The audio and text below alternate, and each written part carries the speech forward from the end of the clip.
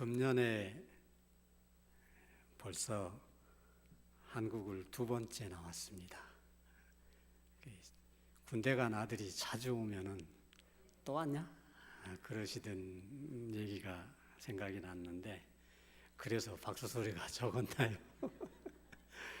네, 늘 감사합니다. 오늘도 이 소사동을 오는 버스를 타고 그새 몇 번 타야 되는지도 잊어버려서요. 그래서 막 차를 기다리다가 아무튼 버스를 탔어요. 소사 초등학교를 간다고 해서 일단은 탔습니다. 그랬더니 저 큰 길에다가 내려줘서, 그래서 거기에서 여기까지 걸어오는 거리에 옛날 생각을 하면서 행복한 마음으로 걸어왔습니다. 가을, 우리는 가을이면은 행복했던 그런 시절들을 추억하면서 살지 않습니까? 오늘 저는 추억 어린 길을 걸으면서 너무너무 행복한 마음이었습니다. 이런 행복한 마음을 기회를 주셨기 때문에 우리 주님 사랑교회도 참 행복한 교회다, 그런 마음을 또 가지면서 저도 행복하고 또 오늘도 행복한 사람을 하나 또 두셨기에 행복하신 우리 모두가 다 하나님 앞에 행복한 사람인 줄로 믿습니다.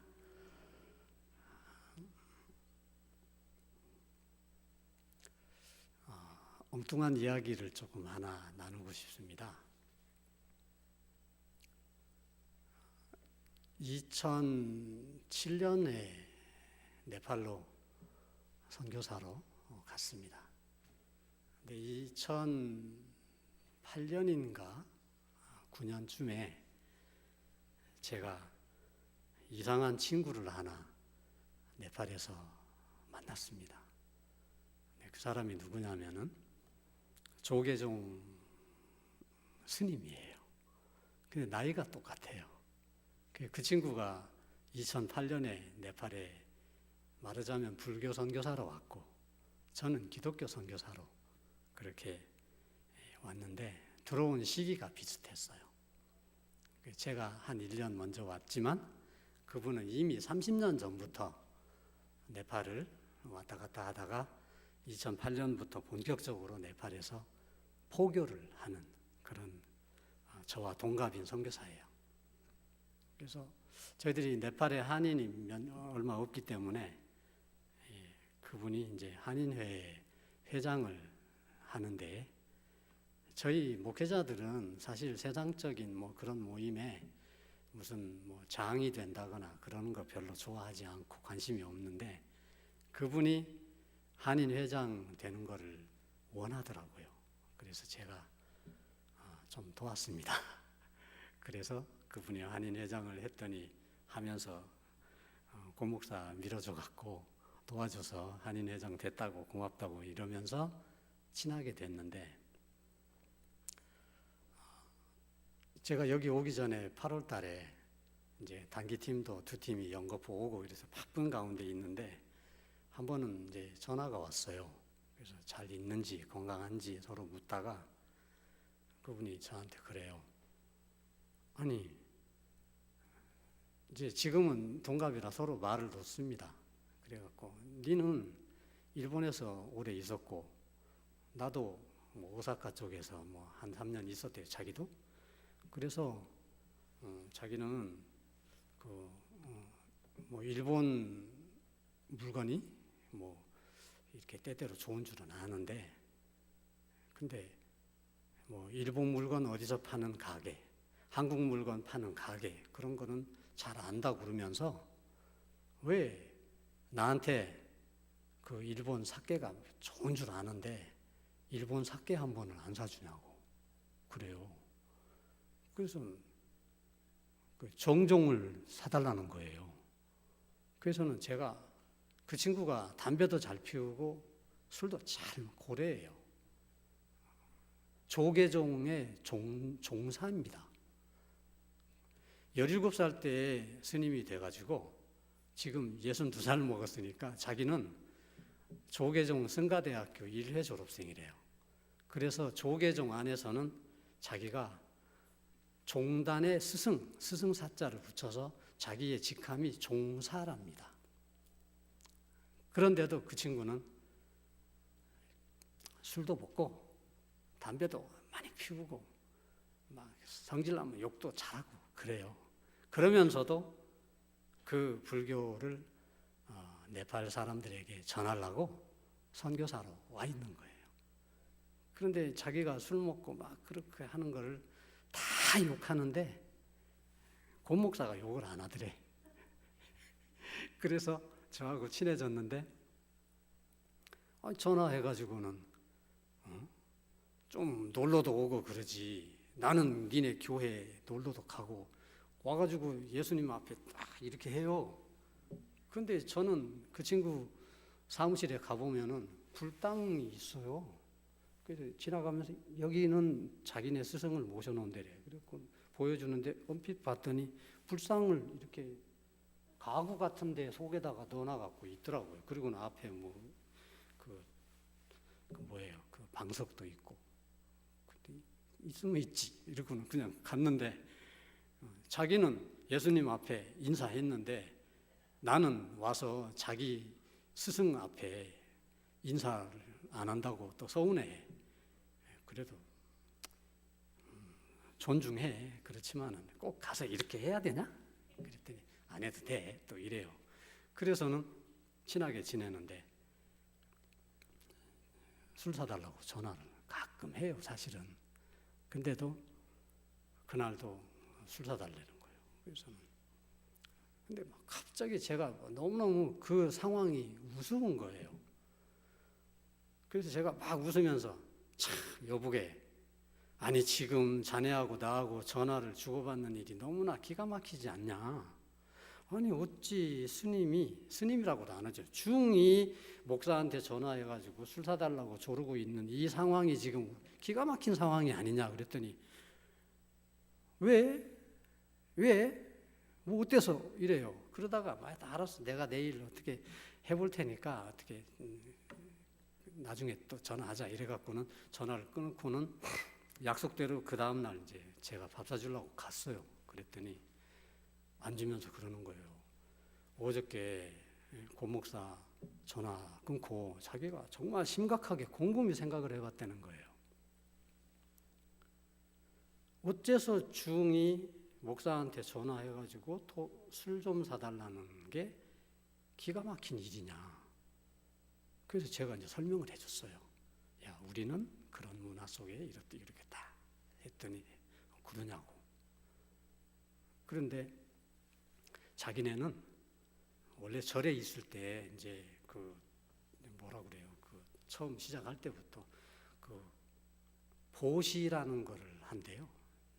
하루 매일 같이 보따리를 가지고 보시를 받으러 간다는 거예요. 집을 하루에 7집을 다닌답니다. 나가서 7집을 두드려서 뭐라고 하면서 이렇게 하면은 넣어주는 것이 뭔지 보지도 않는데요. 그러나 넣어주면은 이제 받아서 그거를 중들이 받아갖고 절에 와서 펼쳐갖고 그날로 소비를 한답니다. 남기면 그것도 또 법이 아니래. 그래서 그날로 먹는데 쌀 넣어주는 사람, 밥 넣어주는 사람, 담배 넣어주는 사람, 술 넣어주는 사람, 온갖 사람이 다 있대요. 그래서 먹는다는 거예요. 술 좋아하는 중은 술도 먹고 담배 필 사람 피고 그런답니다. 그래서 자기들은 무소유로 살기 때문에 중생이 주는 어떤 거를 받아다가 먹고 살기 때문에 그렇기 때문에 무소유로 살다가 가는데 그래서 달라고 해서 얻어먹는 건데 그게 뭐가 기가 막힌 일이냐 하고 얘기를 할 때 저는 이제 그런 세계를 모르니까 그러냐고. 그러나 그렇다고 이렇게 대화를 했는데 이 친구를 전혀 나무라거나 그것이 허물이라고 생각하거나 그런 마음이 없이 저는 그저 참 너나 나나 타국에 와서 외롭게 자기가 믿는 바를 전하려고 애를 쓰는 그런 수고하는 사람이다. 이 정도로 그냥 가볍게 생각하면서 교제를 나누는데, 이렇게 교제를 나누다가 보니까 자기를 탓하지 않고, 어떤 사람들은 막 뭐라고 한답니다. 중이 술 먹는다고 뭐라고 하고 막 땡중이라고 그러고 뭐 똘중이라고 그러고 막 무시하고 그런데요. 그래도 자기가 뭐 도 닦은 사람인데 한국에 가서 조계종 총무원장 만나서 막 욕도 하고 그런데요. 부처님이 에쿠스타라고 했어. 막 이러면서 막 혼내고 그 젊은 그 스님들 잘못하면 막 나무라는 막 그런 사람이야. 그러니까 막 그런 사람이기 때문에 적도 많은 거예요. 그런데 제가 그 사람을 그냥 동갑내기 한국 사람이니까 그냥 그 정도로 생각하면서 지나게 했더니 저한테 자기를 푸는 거예요. 자기를 풀어놓은 자기 마음을 어느 날 저한테 얘기했는데, 아무도한테도 얘기 안 했는데 내가 우리 아버지가 미워가지고 중됐다 그래요. 그리고 우리 어머니는 원래 권사였어. 할머니도 권사예요. 외할머니도. 그래갖고 우리 외갓집은 다 권사고 목사님도 있고 자기 어머니가 권사래요. 그런데 자기 아버지가 뭐 잘못한 게 있어가지고 그게 싫어가지고 어린 17살 때 사춘기 때에 마음속에 상처와 반항심으로 자기가 절에 들어갔다는 거예요. 그래서 제가 그랬어요. 이해가 간다고. 그래, 다 부모가 잘못이지 뭐. 그래도 부모 아니냐. 그리고 세월이 흘렀잖아. 너무 지금까지 그렇게 아버지 나쁘다고 하지 말자. 뭐 이렇게 위로하고 그냥 말았어요. 그런데 그 영혼이 불쌍한 거야. 그래서 제가 뭐 이런저런 얘기하다 보면은 철없는 소리도 많이 해요. 그래서 내가 나는 마누라 얻어서 도 닦고 니는 마누라 없이 도 닦고, 자네는 도를 닦았는데 여자 없이 혼자 살고 도 닦고 나는 여자랑 살면서 도 닦고, 그 누가 한 수 이기겠냐? 막 철없는 소리 할 때는 너는 장가를 안 가서 아직도 몰라 이러면은 인정해요. 왜 이런 얘기를 하냐면 오늘 이 말씀을 보면요, 사도 바울이 그 사람을 예수의 사람으로 만들려고 그 사람한테 맞춰주는 거예요. 다른 목사님들은 그 사람을 땡중이고 똘중이라고 욕합니다.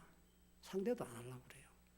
그런데 어느 날 가보니까 그 친구의 그 사무실, 저희는 그 사람의 사무실보다 더 좋은 침대를 놓고 살고 있고 집에 냉장고도 있고 뭣도 있고 와이프도 있고 식구들이 있잖아요. 그런데 이 사람은 아무것도 없어요. 가보니까 그날 밤에도 왜 갔냐면은 몸살이 나갖고 늘어져갖고 죽겠다고 해가지고 신방 가는 마음으로 거기를 갔는데 세상에 나무 침대 위에 보려 깔아가지고 거기서 자고 있어요. 추운데 그것도 없이, 전기장판도 없이 그렇게 해가지고 그 친구하고 저하고 사진 찍은 걸 보면요, 할배하고 청년하고 서 있는 것 같아요. 그 정도로 몰골이 상했어. 너무 불쌍한 거예요. 그래갖고는 약을 사다가 주고 쌍화탕을 사다가 주고, 그리고는 제가 대놓고 기도는 또 하면은 또 자존심 상하니까 그렇게 못하고 그냥 만져주고 어떻게 하다가 아이고 어떡하냐, 그 빡빡 깎은 머리를 여기다가 끌어안고서는 하나님 건강 좀 회복시켜 주세요. 네, 그랬어요. 그랬더니 이 사람이 다 그런 걸 아는 거예요. 진심으로 안타까워하는 걸 아는 거예요. 언젠가는 내가 예수 믿을란지도 모르겠다 이렇게 말을 해요. 그러나 못하겠지. 자기 지위가 있는데. 그 사람을 통해서 많은 것들을 제가 배웁니다.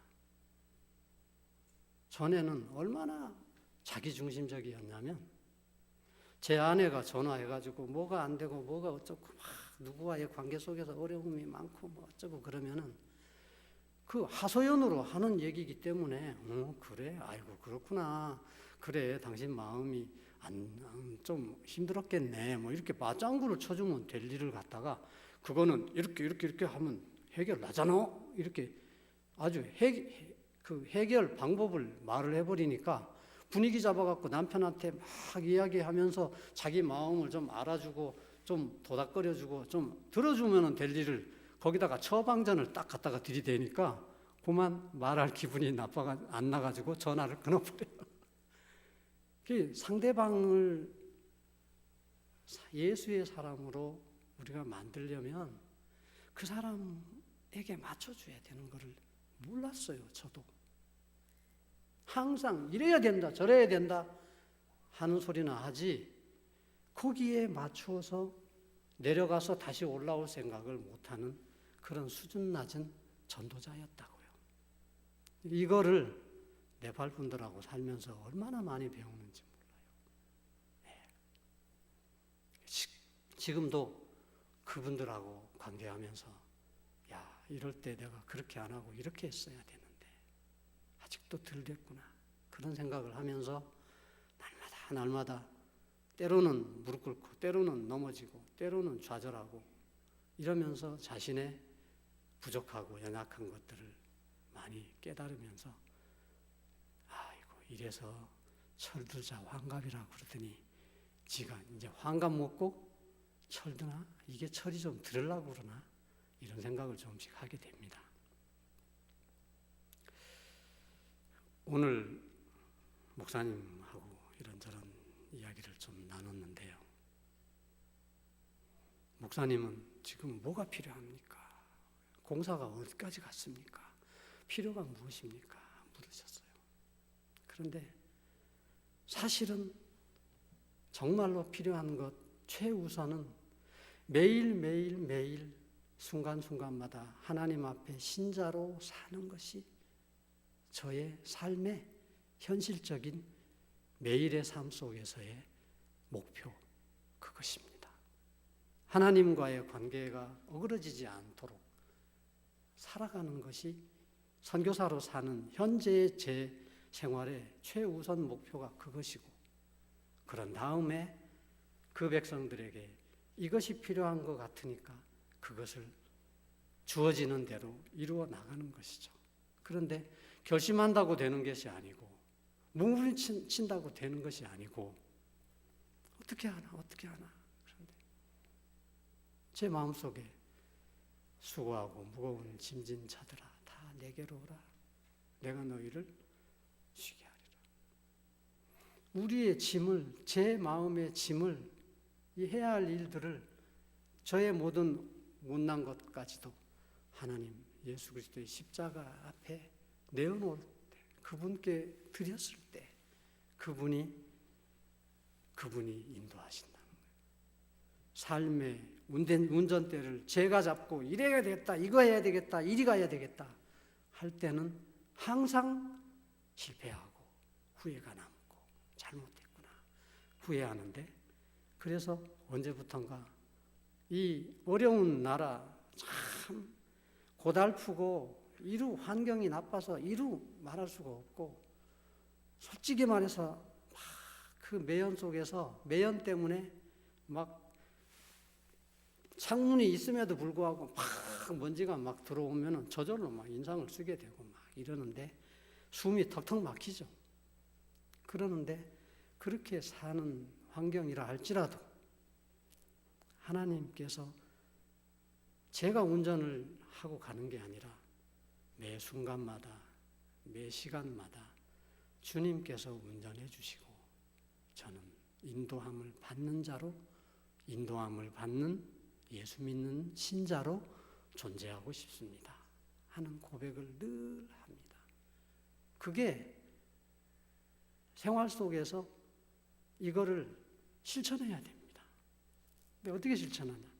내가 내 운전대를 놓고 하나님이 운전대를 잡게 하시는 거는 어떤 일을 놓고 그 결정을 제가 안 하는 거예요. 결정을. 그래서 심지어 전에는요, 옛날에는 한국에 한 번씩 방문하면요, 제가 종이에다가 막 달력을 만들어 가지고 이번 주는 이 교회, 저 교회, 오전 예배는 어디, 오후 예배는 어디, 막 이래 갖고 막 그 모금을 해야 성교지의 필요를 채운다는 거에 빠져가지고 막 스케줄을 만들어 갖고 막 열심히 연락하고 목사님 저 좀 불러주세요 이랬습니다. 요새는 빈 종이만 놔놓고 왔다고는 알려줘야 되잖아요, 그죠? 그래서 목사님 저는 이런 목적으로 이렇게 왔습니다. 기도해 주세요. 이래 놓고는 한국에 와 있다. 언제 돌아갈 예정입니다. 그렇게 해가지고는 똑같은 그 문자를 복사해가지고 전부 다 보내버려요. 그리고는 앉아서 놀아. 그러다 보니까는 이제 전화가 오기도 하고. 그래서 전혀 오늘도 지난번에 은혜 받으려고 세상에 11시 예배에 선교사를 세워주는 교회는 거의 없습니다. 그런데 11시 예배는 요 근처에 어디로 2시 예배를 가야 되는데 11시 예배에 그 교회를 떡하니 11시부터 앉아있기는 그렇고 그러니까는 어디로 가야 되나 하다가 모교회로 가자. 이래서 목사님한테는 양해를 구해야지. 또 그렇게조차 연락을 안 하고 갑자기 저기 앉아 있으면 곤란하잖아요. 그 허락을 받고 와서 편한 마음으로 은혜를 받고 정말 그 주일 그 설교 말씀 은혜를 받고 그리고 가는 거예요. 그랬더니 이렇게 오늘은 또 목사님이 와야지요, 한번 와야지요. 그러셔서 끌려왔지요. 제가 세워주세요 안 했지만 그죠? 이것이 주님이 끌어가시도록 기다리고 입 다물고 계획하지 않고 있어보는 것. 그냥 무엇을 계획하고 무엇을 신경 쓰냐? 신자로 존재하는 것. 그리고 전도하는 것은 오늘 사도 바울의 이런 모습. 약한 자처럼 나도 약한 자를 구하려고 약한 사람이 되고 못난 이를 만나면 내가 못난 이 행세를 하고 이렇게 하면서 그쪽에 맞춰주고 사랑을 주고 품을 때 그 사람의 마음이 열리는 거예요. 지금도 그 스님, 그 양반은 아무도 상대를 안 해요. 그렇게 하니까. 한인 사회에 겨우 네팔에 600명 삽니다. 한국 사람은. 그 중에 400명 이상이 목사, 선교사고 그 가족들이에요. 그러면 일반 사람은 200명 뿐이잖아요. 그 속에 속해 있는 그 친구를 따뜻하게 말해주고 그 사람이 하는 말, 술주정까지도 고개를 끄덕이면서 받아주는 사람이 없는 거예요. 받아주면서 배우고 그 사람이 언젠가는 그 사랑에 단 말 한마디라도 속으로라도 사람 앞에 말을 못하면 네 속으로라도 예수 그리스도를 자기 엄마가 지금도 살아계신대요. 권사님이 제가 그 친구한테 대놓고 돌아가야지 그 말은 못했어요. 그러나 속으로는 하는 거지. 하나님께서 살아계신 성령님께서 이 친구를 만나주시면 그날로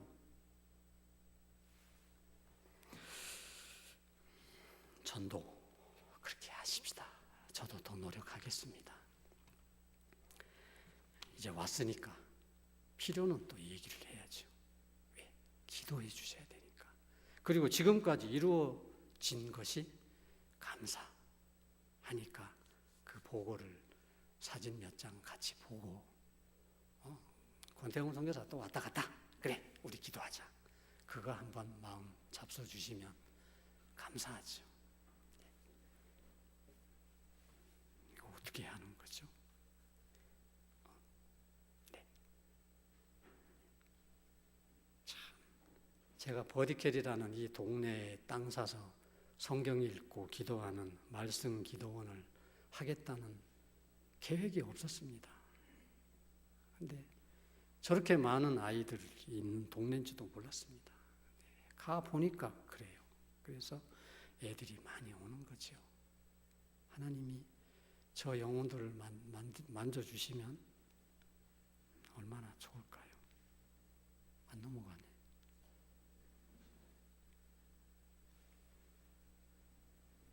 죄송합니다.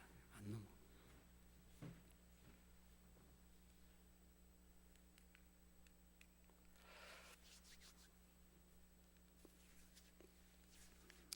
사실은 지난번에 본 사진인데요.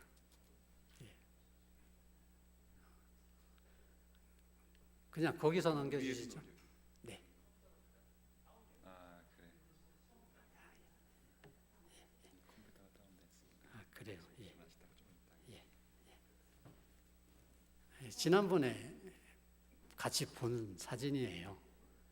그래서 여전히 저희 마음 가운데 없어지지 않는 한 개의 마음 때문에 네팔에서 소원을 가지고 있는데, 그게 뭐냐면 네팔 교회가 갑자기 예수 믿는 사람이 많아졌어요.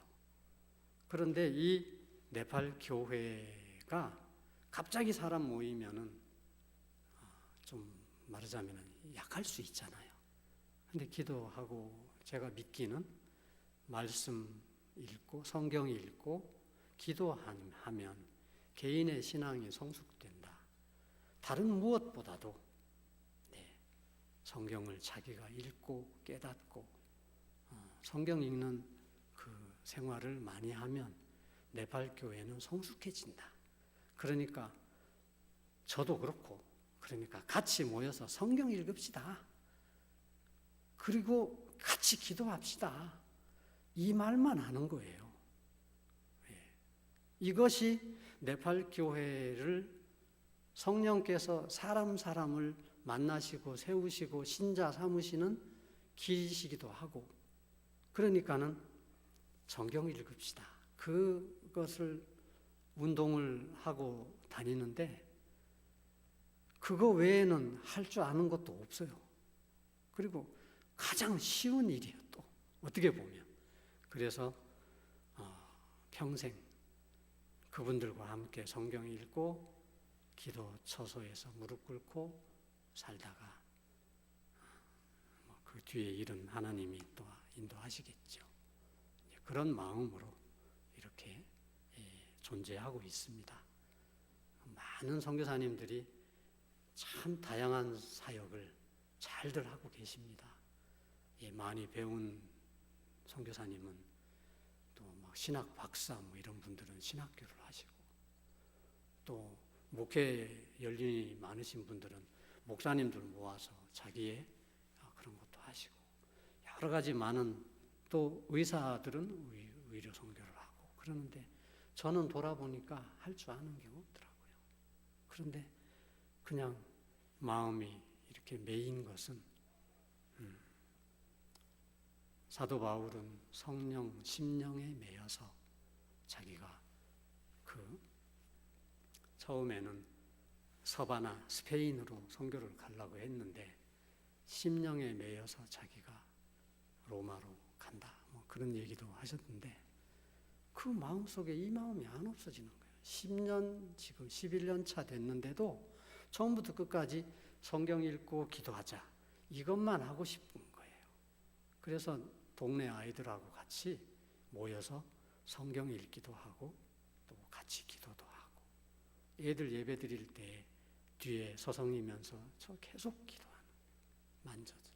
이 영혼 한 영혼 한 영혼 우리 주님이 만나주시고 만져주시면, 제가 무슨 아무리 좋은 말을 많이 100마디를 하는 것보다 성령님께서 직접 만나주시고 말씀하시면, 이 아이들이 성경을 읽을 때 그 영혼이 뜨거워지게 만들어 주시면, 깨닫게 해주시면 하나님의 사람, 예수의 사람이 될 줄로 믿습니다.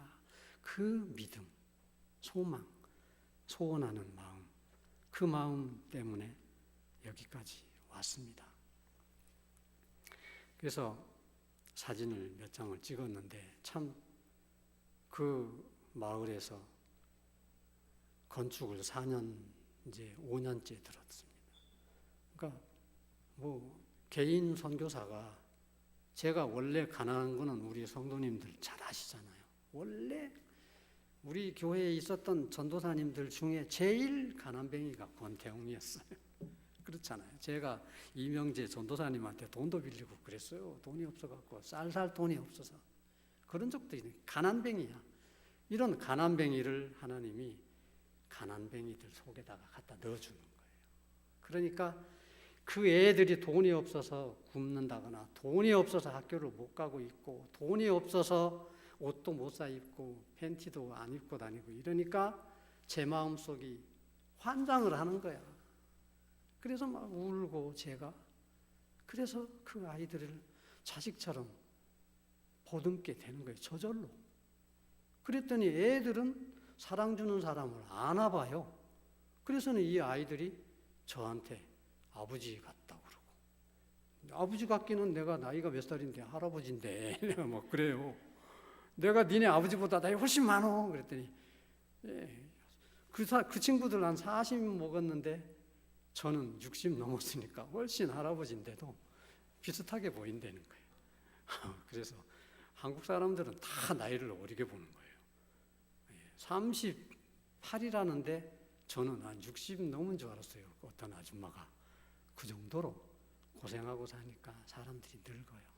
그 사람들을 위해서 말씀과 기도로 섬기는 그런 선교사로 사는데요. 이제 말씀을 이제 마치겠습니다. 파워포인트 안 열리니까, 또 안 열리니까 하니까 나왔네요. 또 어떻게 그냥 막 이제 속성으로 봐. 1초에 한 장씩. 예. 넘어갔다. 예. 네팔에 9,500개나 교회가 있어요. 그 중에 2,000개가 카트만두 수도에 있습니다. 수도에 있는 2,000개 교회를 위해서 수련원이나 기도원이나 이런 게 하나도 없어요. 그래서 여기 2,000개 교회가 먼저 말씀과 기도로 무장이 되면 지방은 저절로 불이 번진다. 그런 마음으로 그 동네에다가 하는 겁니다.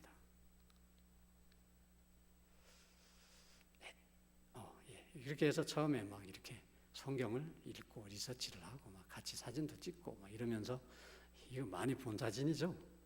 뻥튀기도 하고 막 장구도 치고 영화도 보여주고 막 하여튼 예수 믿게 하려고 막 별거를 다 해보네. 이것도 하고 저것도 하고 막 그러다 보니까 동네 사람들한테 막 협박장도 받고 막 하다 보니까는 예배당 무너지고 말이에요.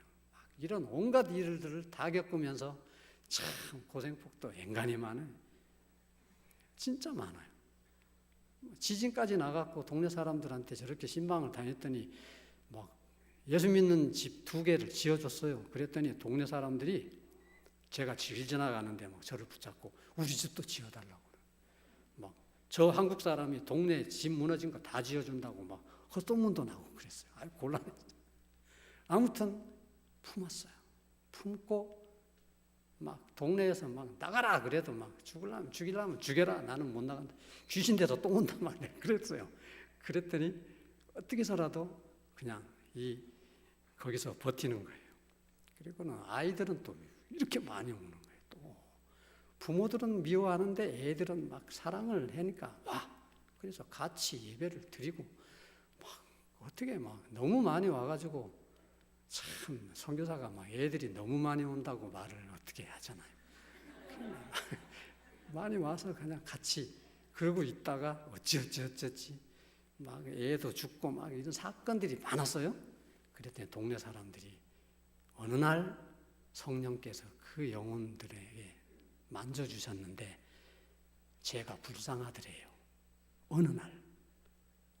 저 한국 사람이 돈 많은 무슨 멍청인 줄 알았더니 저놈이 갑자기 불쌍해 보이네. 그래가지고 지라고 그랬어요. 그래서는 열심히 지었습니다. 그래갖고 예배당을 먼저 짓고요. 우리 애들이 많으니까 예배당도 작게 질 수가 없잖아요. 기도실도 짓고. 얼마나 지금 좋죠. 식당도 다 됐어요. 저기가 100명이 동시에 밥을 먹을 수 있어요. 바닥에는 타일을 깔고 깨끗하게 뺑기칠 해갖고 저렇게. 그리고는 이제 숙소를 옆에다가, 원래는 이게 숙소가 아니고 애들 도서관, 사무실 그런 용도로 이거를 지었는데 중간에 제 마음이 바꿔져가지고 예배당 옆에 1층은 남자 숙소, 2층은 여자 숙소, 보통 100명 오니까 여기다가 하자 이렇게 지었는데 저렇게 2층 짓고는 지진이 와가지고 3층 올리려다가 안 하고, 그리고는 기둥은 미리 빼놨기 때문에 어쩔 수 없이 기둥을 잘라내기보다는 그냥 지붕에 우산으로 저렇게 덮어버렸습니다. 그랬더니 도서관 할 때는 화장실이 많이 필요 없잖아요. 자는 사람이 없으니까. 예를 들어서 우리 교회에 1층에 2층에 여러 공과방이 있고 막 룸이 있고 사무실이 있는데 화장실은 딱 필요한 만큼 있잖아요. 그런데 만약에 여기를 전부 잠자리로 바꿔놔버리면은 많은 인원이 동시에 아침에 볼일도 봐야지, 샤워도 해야지, 이 화장실, 지금 있는 화장실 모자랄 거예요. 그러듯이 여기다가 화장실이 필요해. 다 했는데 화장실이 모자라요. 그래서 어떻게 고민을 하다가 저 위에 지붕 얹어놓은 저기다가 그냥 화장실을 만들어주자. 이렇게 해서 옥상에다가 한쪽에다가 여자 화장실이랑 샤워장을 그림을 제가 그려가지고 하기로 하고 지금 이거에 만들어야 됩니다. 언젠가는 또 끝나겠죠. 1층 뒤에 뒤안이라고 그러죠. 뒤안, 뒷곁이 이렇게 또 공간이 있어서 1층에다가는 남자들은 이 뒤에다가 화장실 만들어주자 이렇게 하고 있었고, 그리고 이 물 때문에 얼마나 제가 지난번에 와서 뭐 탱크가 해야 됩니다 막 그랬잖아요. 탱크가 필요해요. 물. 기도원에 물이 없으면 기도원입니까? 하나님 물 주세요. 그랬더니 하늘에서 비가 엄청 오잖아요. 그래서 물탱크를 만들었죠. 그리고 물탱크를 이렇게 했어요. 그때 지난 4월 달에 보고를 드릴 때는 물탱크를 하는 중입니다. 땅 파는 중입니다. 그랬을 거예요. 근데 3월 달에 시작해갖고 저것이 9월 달에 끝났습니다. 오래 걸렸어요. 돈이 없으니까 조금씩 하다 보니까 늦었는데 그래도 어쨌든 다 했어요. 그리고는 건너편 동네에 와보셨던 그 아동센터가 있던 건너편에서 저기가 빈 땅을 가리키면서 목사님 저기다가 기도원 할 거예요. 제가 그랬는데 거기 땅이 이렇게 생겼어요. 지금 다 된 것 같잖아요. 그죠? 멀리서 사진 찍으면 우와 이거 뭐 기도원 다 지었네. 그런데 사실은 화장실이 없어요. 오픈을 해야 되는 거예요. 그래갖고 저기 위에다가 화장실을 넣도록 하나님 화장실 주세요. 샤워장 화장실 지어야 된답니다. 하고 기도 한번 해주세요. 여기다가 지을 거예요. 그리고 이 동네 애들이 이렇게 많이 오잖아요. 이 애들을 예수의 사람으로 만들고 여기서 사역자도 나오고 목사님도 나오고 그렇게 할 수 있도록 기도해 주세요. 다 봤습니다. 그러니까 권태웅 선교사가 매년마다 나오잖아요. 근데 최근 한 4년 동안은 계속 건축 얘기밖에 안 하잖아요. 4년 동안 조금씩 지어 나가는데 이제 거의 고갯마루에 왔어요. 요것만 탁 넘으면 이제는 네팔 교회한테 제가 광고하러 다니니까 이제 수련회 오세요. 성경 읽기 오세요. 뭐 오세요? 하러 오세요. 그러면 막 이분들이 오면은 자기들은 와서 보고요. 와, 호텔이다 그래요. 와서 구경 온 네팔 목사님들이 제법 있어요. 호텔 같네 이래요. 깨끗하게 했죠. 그렇게 해서 와서 예배드리고 기도하고 그렇게 해서 네팔 교회가 제가 성경 통독 집회를 할 거예요. 저기서 성경 통독 읽어요.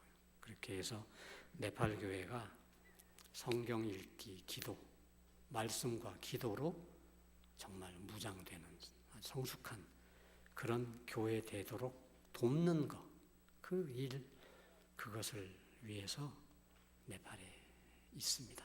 그래서 기도해 주시기를 원합니다. 제가 기도하고 마치겠습니다. 하나님 아버지, 참 부족하고 연약한 죄인입니다. 그럼에도 불구하고 사랑하셔서 보내시고 또 마음을 붙드셔서 넣어주셔서 인도해 주셔서 여기까지 왔습니다. 함께 기도해 주시고 사랑의 마음으로 사랑의 눈으로 지켜보며 되어지는 일들을 보며 함께 소망을 갖고 그 백성들도 예수의 사람이 되어서 함께 하나님 앞에 예배드리는 하나님을 경배하는 복받는 백성 되게 해달라고 저희들 마음을 모읍니다. 하나님, 이 일에 주님이 하셨습니다. 주님께서 영광을 받으시옵소서. 그리고 그곳에서 많은 영혼들 주님이 보내셔 세우시고 살리시고 또 다른 많은 사람들을 주께 영광 돌리는 예배의 자리로 인도하는 그런 사람들, 백성들 되도록 주께서 역사하시고 주께서 감사와 찬송과 영광을 받으시옵소서. 오늘도 사랑하는 주님 사랑 교회 20년 전부터 함께 길을 걸어왔 선교사의 못난 것, 이쁜 모습, 못난 모습 다 보신 성도님들 앞에서 고백했습니다. 하나님, 오로지 주님 인도함을 받고 평안 가운데, 행복 가운데 감사로 사는 우리 모두가 되게 하여 주옵소서. 감사합니다. 예수님의 이름으로 기도드립니다. 아멘.